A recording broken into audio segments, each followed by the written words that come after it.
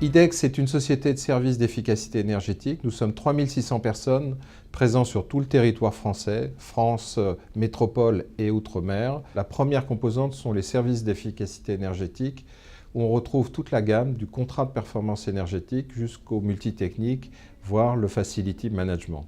C'est l'ensemble du service à l'habitat.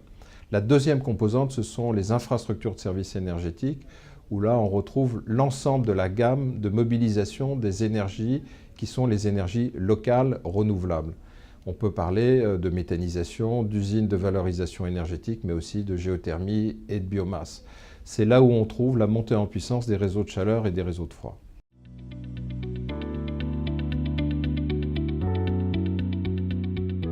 Alors, en complément de la loi de transition énergétique et de la croissance verte, la loi NOTRe a confirmé le rôle essentiel qu'avaient les territoires dans la transition énergétique, et ce qui confirme les deux grands métiers d'IDEX. Le premier, c'est la sobriété énergétique.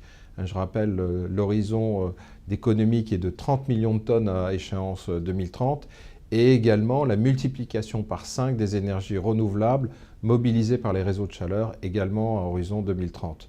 Donc on voit bien qu'il s'agit d'une grande mutation où on passe d'un système centralisé à un rôle prédominant des territoires à terme.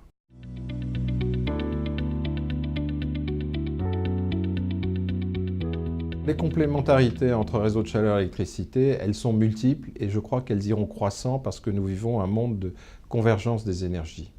D'abord, on passe beaucoup plus à l'usage, qui est l'usage sous forme d'énergie utile. Et là, on peut citer notamment les géothermies, où on voit bien que sur ces géothermies, on commence par mobiliser l'énergie des nappes et puis ensuite, les pompes à chaleur apportent le complément d'énergie nécessaire. Voilà, donc il y a interaction entre ces deux modes.